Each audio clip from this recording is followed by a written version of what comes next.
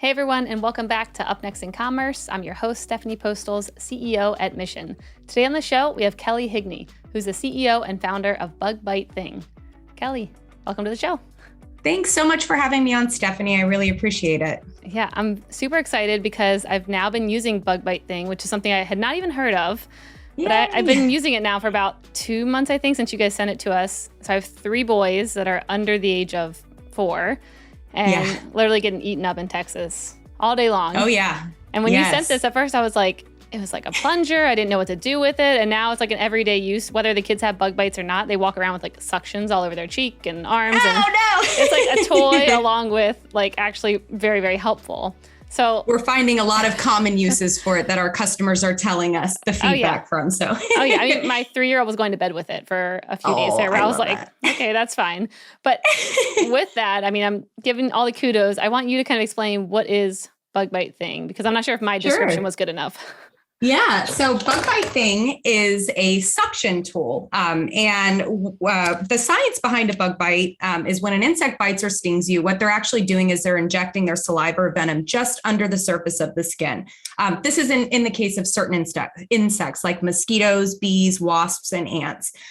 In turn, your own body produces a reaction to that irritant under the skin, which causes the itching, the swelling, the uncomfortable symptoms.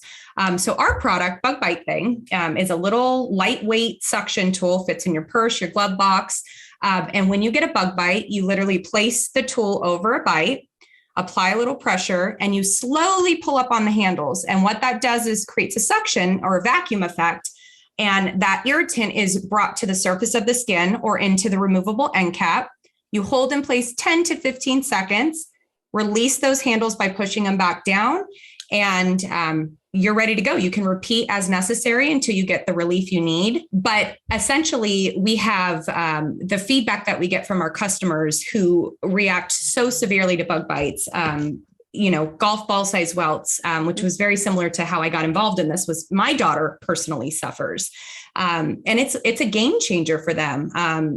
Something that, they deal with, I'll give an example for me, how I even got involved in this. My daughter, we had relocated from San Diego to South Florida and didn't even realize how bad the mosquitoes were going to affect our quality of life. We were literally avoiding the outdoors because my young daughter was 6 months old at the time. One bite would turn into a golf ball size welt, and we would be at the doctor by the end of the week on antibiotics because of a skin infection from the bite. And when we weren't, I was literally pasting cream on her. She's a baby. She's putting things in her mouth. I almost started to feel guilty for how much cream I was putting on her just to keep the swelling down. So I didn't have to take her and get her on antibiotics, which wasn't any better. So we were avoiding the outdoors. And so I started doing some research because nothing here in the United States was working. And I stumbled across a suction tool that was being sold through some industrial first aid kits. And I said, the science and the premise behind it was, again, it removes the irritant so you don't produce those reactions. Didn't think much of it because if it worked, it would be here everywhere, mainstream. Ordered one in and literally got a bite on the way to the mailbox, tried it, and all the itching, all the pain, all the swelling was completely gone. And I was shocked. And it was a personal thing for me because it was me having to see my daughter suffering. So I started trying it on her and all of her reactions were just being eliminated. So I'm like, I couldn't get it out of my head. I'm like, why is this not here? This is helping me. There's other families that are dealing with the same thing. So I come from a long line of entrepreneur women. My mom and my grandmother are business owners.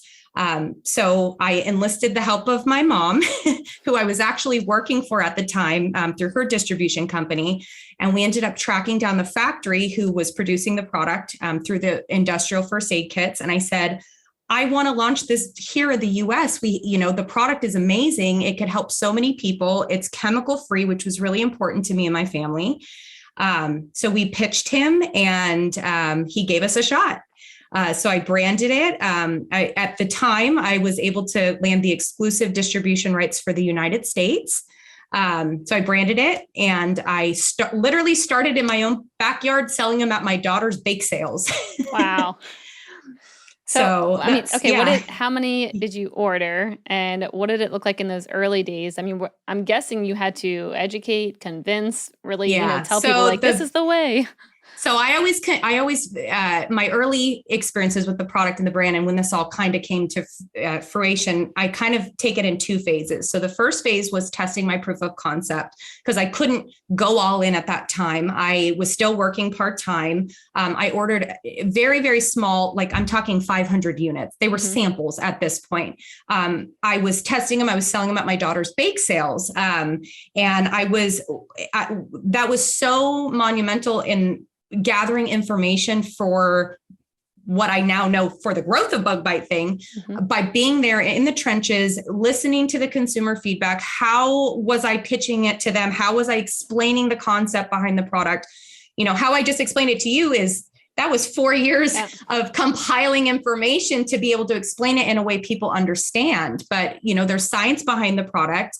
And so that was monumental for me to really get the feedback I needed. And when I started getting tracked down in the parking lot during non-bake sale days, that's when I knew I really had proof of concept.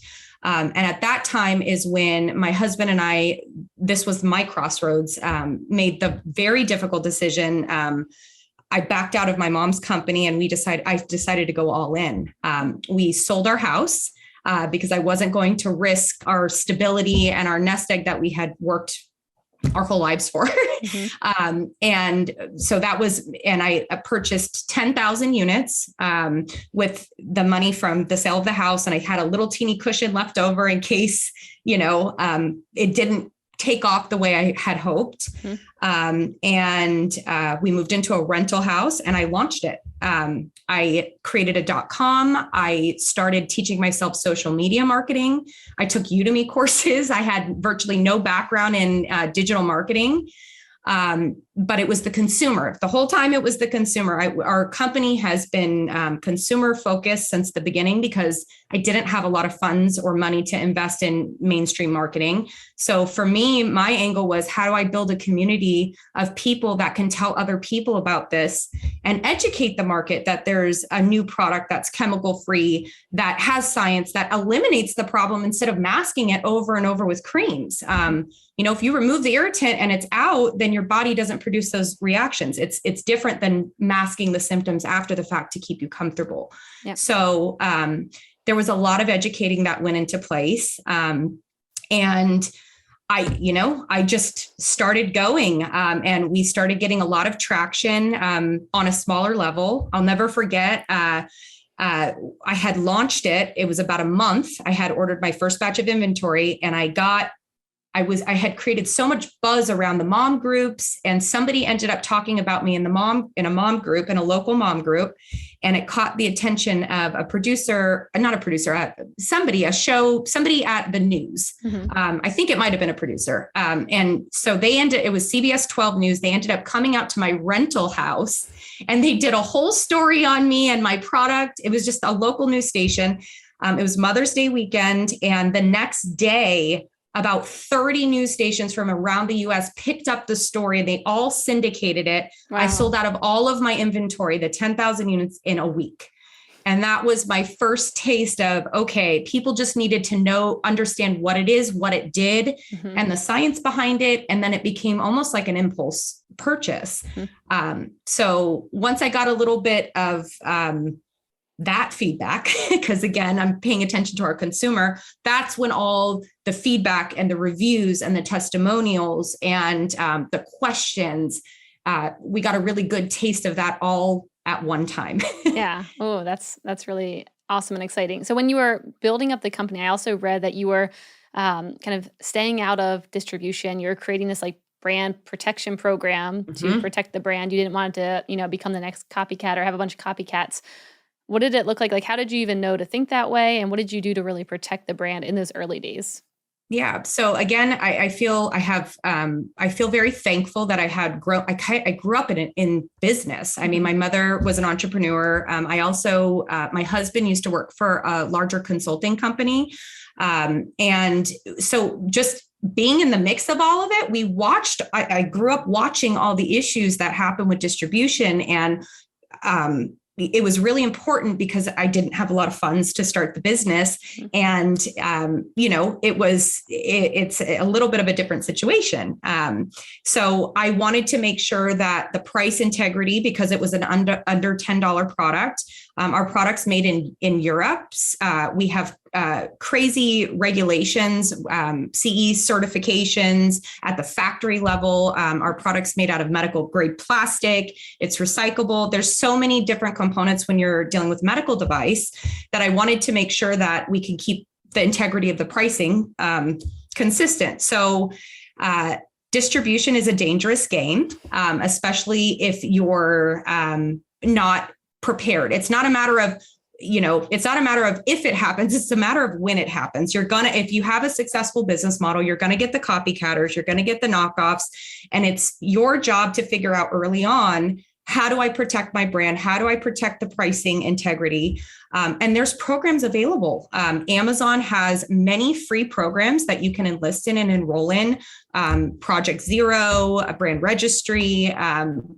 So do your research at the beginning to protect yourself. And some of these programs, so for example, for us, we have unique barcodes on all of our product. We're able to whitelist sellers on Amazon. So we don't have that additional competition on our ASIN, which has, I believe now over 43,000 reviews. So a lot of times when a brand launches, it can have a barcode that's shared with others, and you can't really protect like who's launching under there. Tell me a bit more about that. So Amazon has multiple programs. One of them is called the transparency program. So if you can get, and this really has to do with counterfeiters and people that are knocking your product off and confusing the market that they're buying your brand, your product, and it's not your brand or your product. Yeah. So they have programs for that. And there's unique barcodes that are custom to the company that you can track. There's things like lot tracking. So literally if our product is being sold anywhere under MAP pricing online, I'll be able to do a test purchase the product in, number one, find out if it's authentic product. And if it is authentic product, who did we sell it to? So that way we can cut off the bleed and talk with them and say, hey, you have a leak. You're not supposed to be selling on Amazon. What is happening? There's multiple things you can do by protecting your product up front. It's very difficult to reverse it, if that makes sense. So it was really important for us to, keep that under $10 pricing, but not dip, lower, because our product is, there's components in it that make it a quality product. So it was important that we maintain that pricing structure.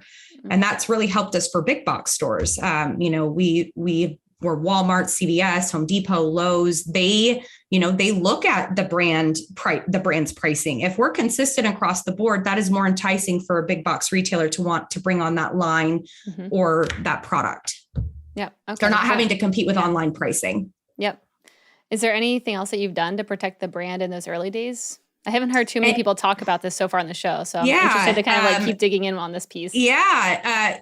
IP, trademarks, whatever, even if you think you don't qualify for a patent, reach out, look for design patents, look for any type of protection that you can get on your product, and build your case. Again, I will say it till I'm blue in the face. It's not a matter of if it happens, it's a matter of when it happens. It's part of business. And you have to, when you're going into business, you have to be prepared for that. If all of a sudden you're selling and you're having a successful model and somebody's knocking your price off by $5 and there's a steady feed and your customers are starting to go over to that brand, how do you fix that? So thinking proactively and in that mindset of protecting your brand right from the get-go is, I think, so important and missed a lot. Yeah. It's very enticing to take a really big PO from a big distributor who thinks they can blow this up.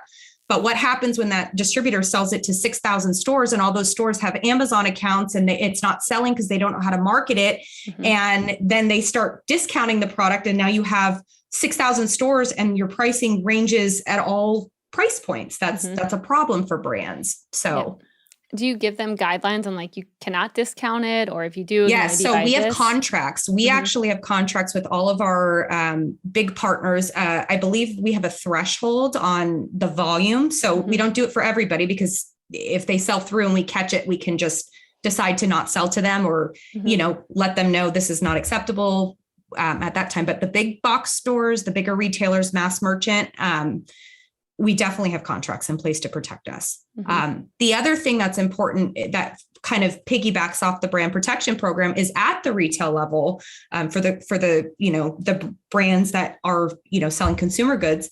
What is your end game? What happens if the product doesn't sell through? Do you have a contract in place for that? Are they going to send back the inventory? Are they going to discount it? Are they going to dump it on their .com?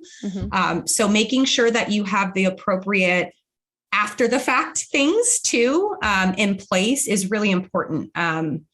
That I think a lot of people don't think through. Yeah. How do you see brands setting it up right now with retailers? And what do you think they should be doing? Like, should they be asking for their inventory back so they can try again somewhere else? Or what do you?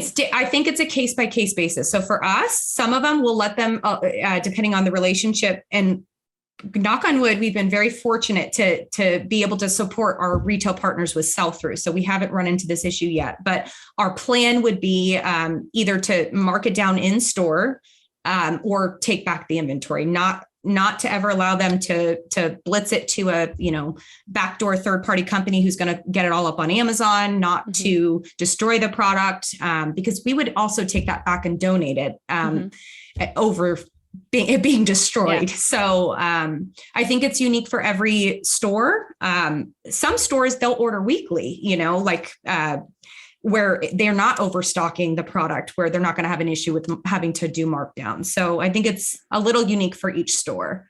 Got it.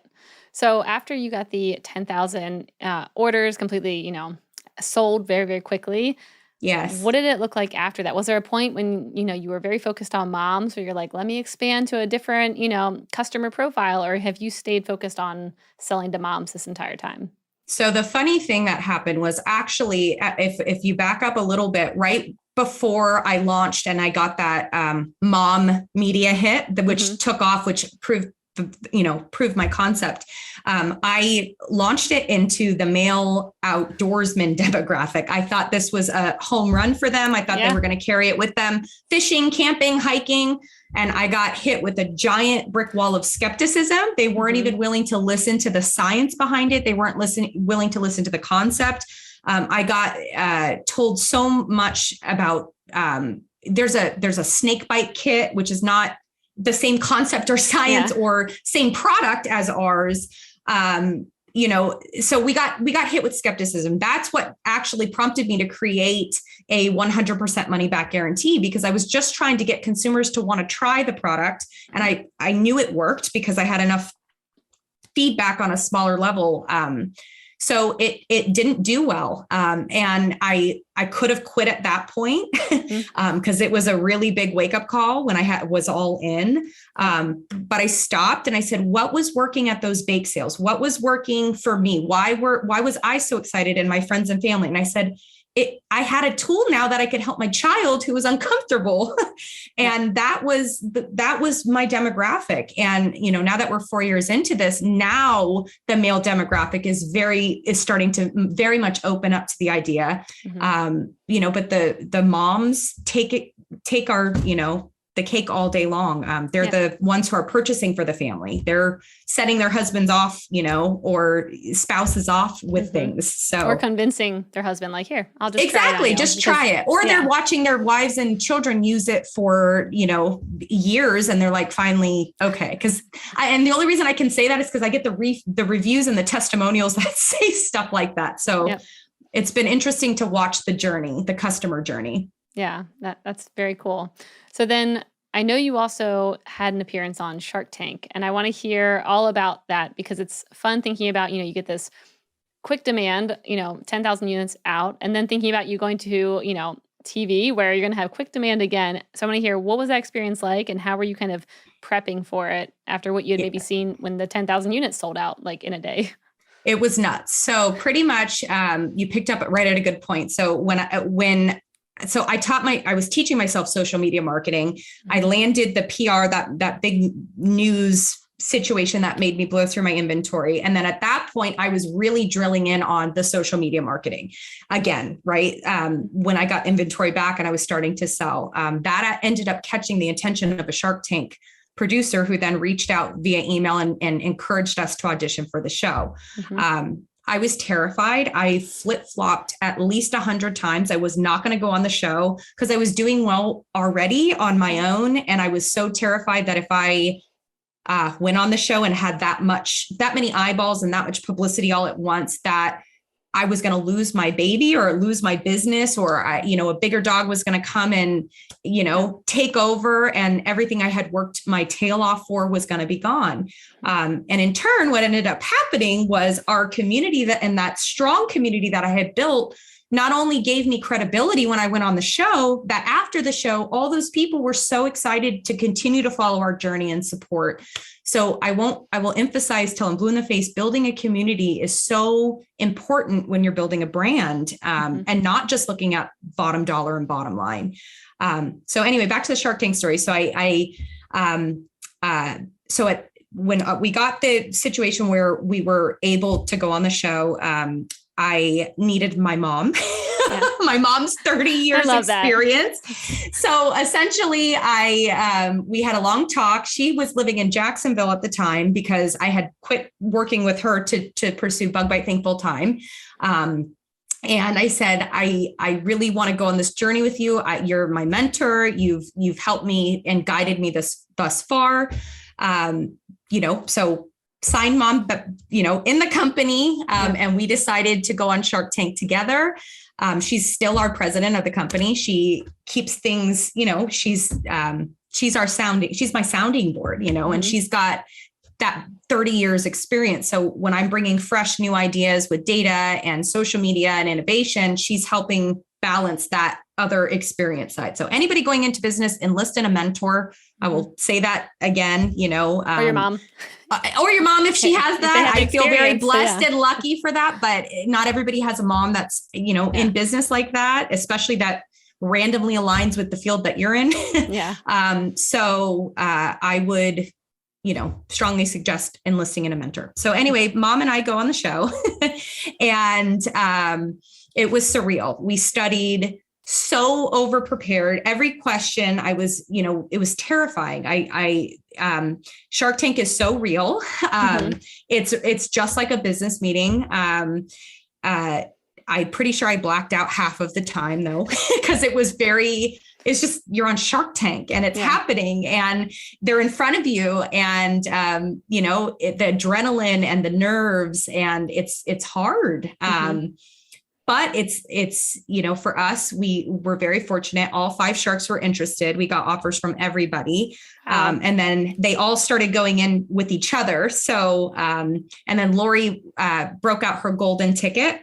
Yep. She gives one of those out once a season. She didn't give one out the season prior to us.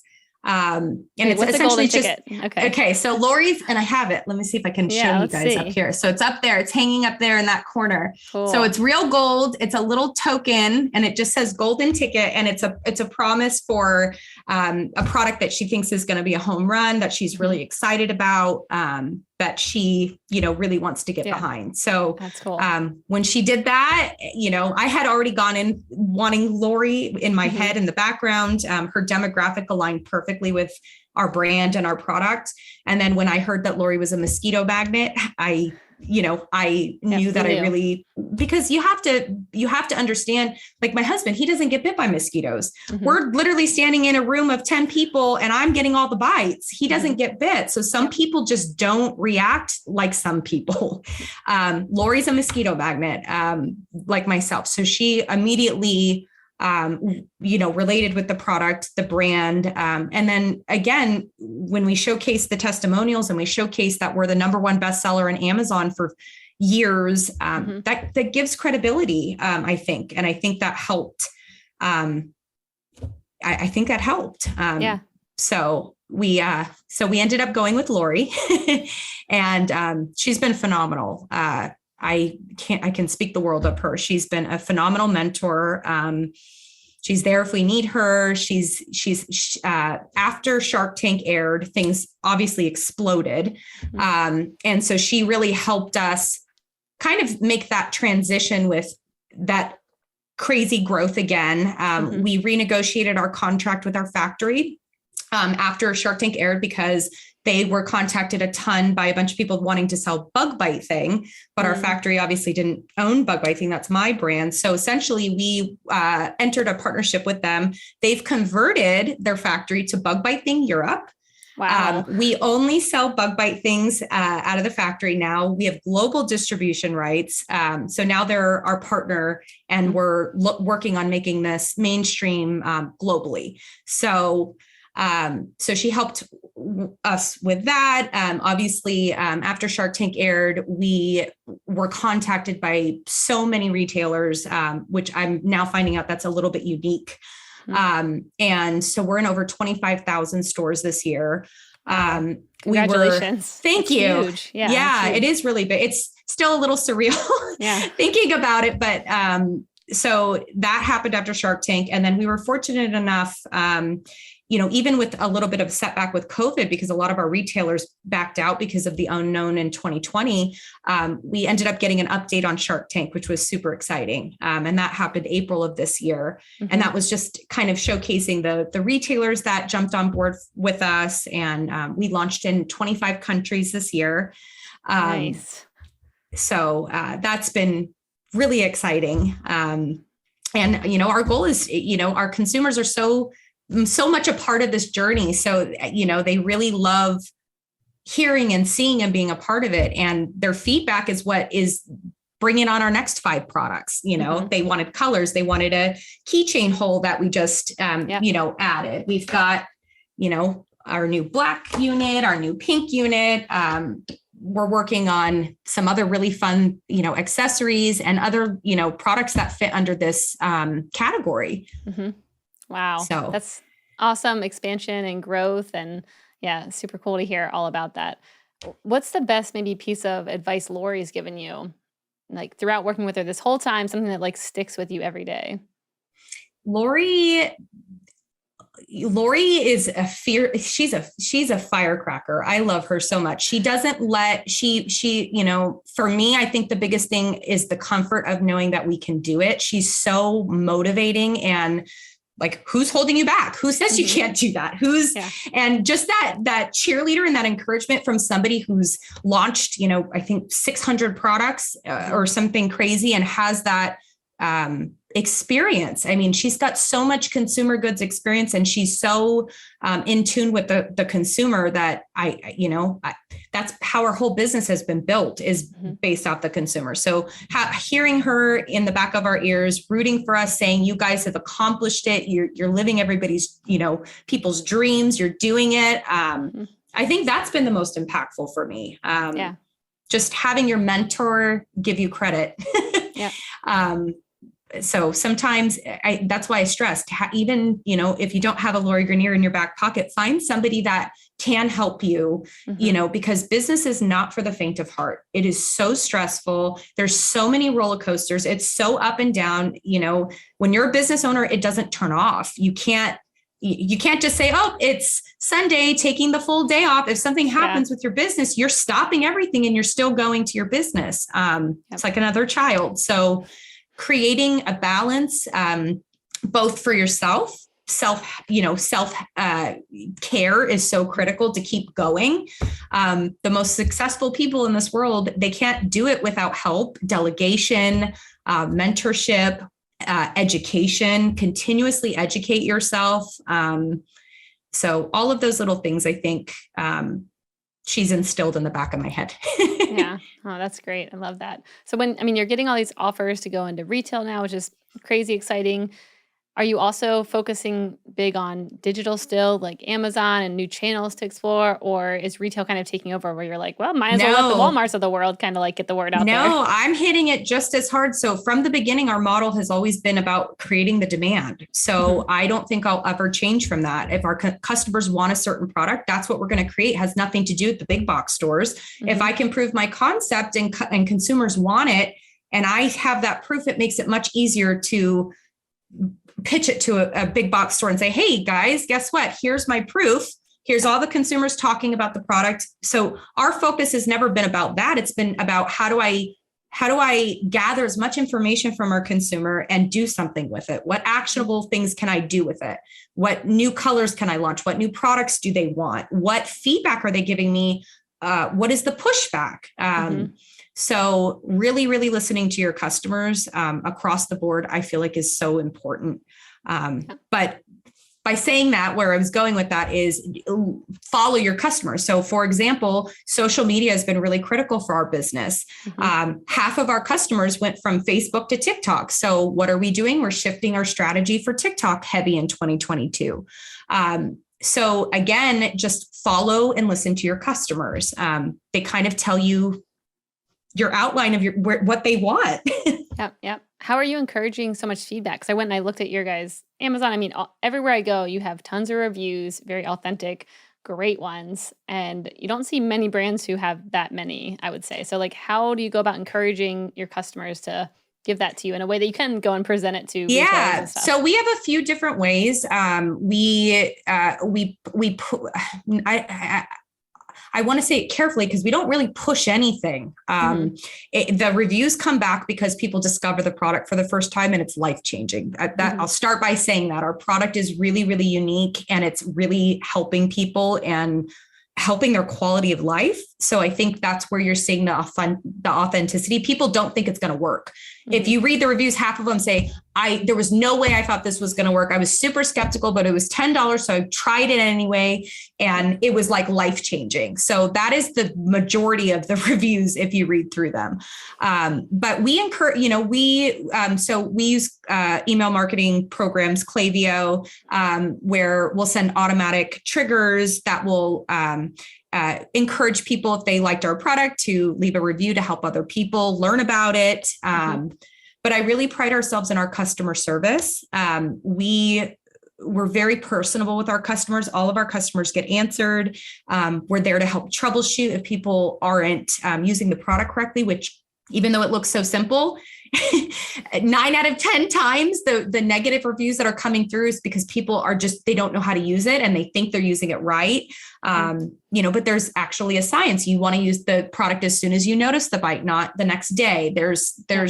So by, helping our customers with our customer service team and really giving that one-on-one relationship with our customers, I think has really helped educate and tell, when they use it right and it works, they're going to tell 10 more people about it because they want to also help, people that are suffering.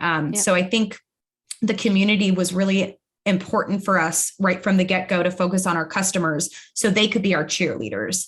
The other thing that was, sorry, go ahead. Yeah, go for it. The other thing that I think we really did differently was I launched Bug Bite Thing kind of at the same time the influencer craze took off. This was back like 2018, 2019 time. And I enlisted influencers, a ton of them, micro influencers, people that were just normal people that were starting or just getting their feet wet in this world. And I just wanted feedback. So it was almost like a test because I wanted feedback, but then they would get really excited and want to share the product with their followers because they genuinely thought their audience would be interested in it and they wanted to help. And I think we have a whole custom influencer program that I'm finding out doesn't match almost anybody else's influencer program. Oh, really? But it Why? works. What are y'all doing? We do things in bulk. It doesn't work with every brand, but our product is under $10. So we have the ability to be able to send out a vast amount of samples to influencers if they meet a certain criteria. So we focus on relationship building and micro influencers over major and celebrities. Because again, it's the community and our product doesn't, it applies to everybody, an influencer, a celebrity, we just had have you seen the show Outer Banks on Netflix? Oh, yeah. Yes. The cast was using the product. They posted a story like a month ago and they're all using the product on set. And I'm like, this is so amazing. Wow. Yeah. Cause they are in like the swamp areas. So that's what I'm saying. So I think it's starting to catch on by itself anyway. But there's so much we need to do still. I have so many big plans and I think every founder and entrepreneur has that in their head, and you can only execute so fast, and you have to keep things in the right order. So yeah. Oh, that's exciting. Also, yeah, Outer Banks brings back. I haven't watched it in a while because I think the season's been I think done, it's but over. Yeah. that was like one of my favorite shows. Yeah. I I'm thought glad it was someone the else knows coolest about thing it. ever. Yeah. Fangirl moment. Cause I watched the whole, all the seasons, and I was like, oh my goodness, they're using it. Yeah. I still That's great. even when Lori posts, I'm like, oh my gosh, she just posted it on her pages about our pink unit. And, you know, when having Lori go on there and say, this is the best thing for mosquito bites, and it's changing lives, and it's chemical free. And it's like, it feels good to keep pushing, if that makes sense. Yeah. Yeah. And I also think it's smart that you all mail out a couple of them. I mean, I know when it came to us, my kids were playing with it. I was like, okay, where did the one go? I see a pink one. Where's the black one? And it was pretty perfect because like when you get it right away, you might not need it. I was kind of like, okay, looking around, like, do I have any bug bites, anything to try on? Not yet. But then when I did with the kids, I was like, oh, thankfully I have more than one because Grayson lost the one. The other one I think is somewhere. And here's the third one. Thank goodness. Most of our customers who try it, who are skeptical, we literally have data. They come back and buy multi-packs because they need one for every area. They're like eyeglasses. Keep one in your boat, keep one in your glove box. You know, I always tell people, if you're out and about and you're stung by a bee, or your child is stung by a bee, what do you do? Like, what do you do? Your kid's screaming, you load them in the car, you run to CVS to go get some type of cream and then you deal with it for 3 days of pain and itching and swelling. It's like, now take the bug bite thing out of your bag, suck out the venom, and let your kid go on with their day. And that's the feedback we're getting. So it's hard to turn your eye when that's the consumer feedback. So I think that even when I was being told, no, this isn't going to work, no, it's like the customers on the other side with life-changing testimonials. And I think that's where I got stuck, where I'm like, I have to listen to what they're telling me. Yeah. Yeah. And you also, I mean, it was your problem you were solving. And I think that's what's so nice about your company is like, the best founders are the one who also had that problem and they're solving for it. So then you can have the confidence to be like, no, I know you're telling me no, but actually I am my own customer. So I was just going to say that I'm probably my biggest own customer. My daughter too, you know, even still today, like, this is going to sound hilarious and I can't believe I'm saying this out loud, but like, she's at school, she gets bit, she reacts so severely still. So that never went away. But she got bit by a red ant. And she didn't use the bug bite thing right away. She waited until like 45 minutes later, and she reacts really severe, like blisters, like almost like a water blister. And she didn't use it in time. And her foot swelled so bad, we couldn't even get a shoe on her. And once it's past that point and she's in full blown reaction, the bug bite thing is not going to be effective on her. And, we actually encourage, don't use it if it's that swollen and inflamed. Until you get a fresh bite. So anyway, we dealt with that for 2 days. This was recent. And then she gets bit by another red ant, uses it right away, no reaction. Same ant pile, same bug, same thing. And I'm like, Leah, you have to carry it. So even me as a mom, not even a business owner, I'm still educating and saying, and she goes, Mom, I learned my lesson. So, we have so much educating to do, and it's, it's my goal and it's my passion now to bring awareness to bug bites and bring awareness to the science behind it, and offer solutions that are safe for your family, that are chemical free, that really can, help ease the quality of life for us that are mosquito bite sufferers, because it's no joke. Yeah, I was thinking it needs a little clip to put on like my kid's backpack or like his pants, so it can just like send him with it every day. Well, we're working on a line of keychains, but essentially that's what we made this little hole for. So you can literally pop it on a keychain, throw it on their backpack, and they're good to go. So they always have it around. Yep. That's what I was thinking. I was like, that's exactly what we need. So yay. So, okay. You were talking about how, there's a bunch of things on the horizon that you want to work on. You're super excited. What are a few of the biggest bets you're taking, or the biggest ideas that you're excited that might play out over the next 1 to 2 years? Yeah. So definitely more colors. We have some tricks up our sleeve. If you follow our social media accounts, beginning of January, there's going to be an announcement that involves our customers and gets them involved in our process. Cool.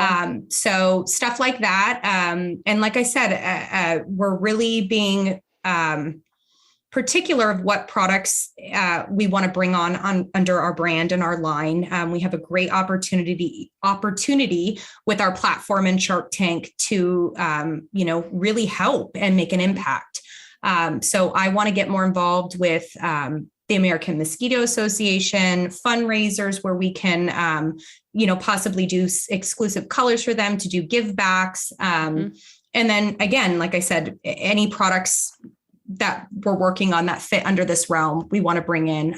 And a big part of this is going to be education. I had mentioned earlier, we're shifting a lot of our strategy to TikTok. I want to be able to showcase that. What are we doing live? Almost like a really exclusive behind the scenes of our brand and what we're doing that's unique. I've been a huge believer there's not a one size fits all in business. Every business is unique. Their customers are different. Their products are different. Their vision is different. So why not share with people that are starting off little snippets of our behind the scenes? I'm also launching a Kelley Higney. I launched my Kelley Higney entrepreneur page. So then I can also show how do you deal with, running a successful business as a mom, because I think I get a lot of emails and a lot of feedback, like, how do you do it all? How do you still have that balance of juggling being a good mom and running a business and loving them both? And I do things different. I have a huge community of my team here at the office and home, and we're all in this together. And you can't do it by yourself. And bringing in like-minded entrepreneurs into our organization has been really monumental for us. People that are willing to think outside the box and not follow industry standards or trends all the time. Use them as guidelines, and then figure out what works that's unique and custom to our business. So I think that's really helped us. I love that. That's great. I had a TikTok idea for you. Yeah. So if you had a clear bug bite thing, and then as you pulled it out, you could see the venom coming squirting out through the air. I love it. I'm jotting it down. I love it. I'm like, everyone loves a good pimple video. That's gross. Why not actually show something that's cool? You know what's crazy? We're getting so many, so we didn't realize even when we started this, just the suction alone, we have children, who have sensory disorders where their parents are writing in saying they'll sit here and just do this all day. And that helps them focus, and that helps them, and then on the other side, we have people who discovered that this is an amazing tool at pulling out splinters. Yeah. So instead of with a splinter. instead of children being terrified of tweezers, it's they're already using the bug bite thing, flip the cap around to the smaller area and then use it on your finger. And it brings a splinter right up to the surface. So we're constantly finding new uses for it. And again, listening to our customers has given us the playbook of what they want. Yeah, I love that. All right, let's shift over to the lightning round. The lightning round's brought to you by Salesforce Commerce Cloud. This is where I ask a question and you have a minute or less to answer. Oh boy, I'm ready. All right, the first one. What's one thing that you don't understand today but wish you did? I really want to get more in depth with our international business. My mom has a lot of experience in international distribution. That was her business model for 30 years.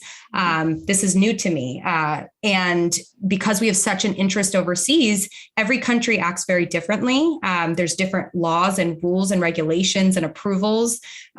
So I've been working really hard at educating myself on that subject matter to really take bug bite thing to the next level on that global scale. That's cool. And you guys are already in one of the hardest areas in Europe. So I feel your standards are already way higher than probably a lot of others. Yes. But I think there's always room for improvement. I will recommend the app Blinkist. I live by that app. It's like Cliff Notes for business. Blinkist. It's literally a bunch of business books, and they're the short version for people that don't have time to read a whole book and they want to continuously educate themselves on certain subject matter. I love Blinkist. Great tool. That's great. Okay. That takes my next question. So I was going to ask, what's what's an e-commerce tool or a piece of tech you're most excited about? So outside of Blinkist, what else are you most excited to be using day to day in the business? We're right about to launch an ERP, which is going to, I think, really, I mean, we were running our business out of QuickBooks at this level. So bringing everything with an ERP, I think we're using SAP to bring all the inventory and the accounting, and it brings us to that next level of infrastructure. I'm really excited that the departments will be able to communicate with each other better, and the data will be seamless, and we'll have better visibility. That was a big investment for us this year. So I'm excited about that for our brand. That's a great one. If you were to have a podcast, what would it be about? And who would your first guest be? That's a good question. I think my podcast would have to do with entrepreneurship, and it would have to do maybe with people that started grassroots, because I really, really, it's personal for me. I started with nothing. I sold my house to invest in inventory. I did it in a smart way because I wasn't going to, jeopardize everything we had worked for our entire lives to launch a business. So I had a nest egg, but in order to launch it the proper way and go all in, we had to sell the house. I wasn't going to be on the hook for the mortgage and my family's livelihood if this didn't take off.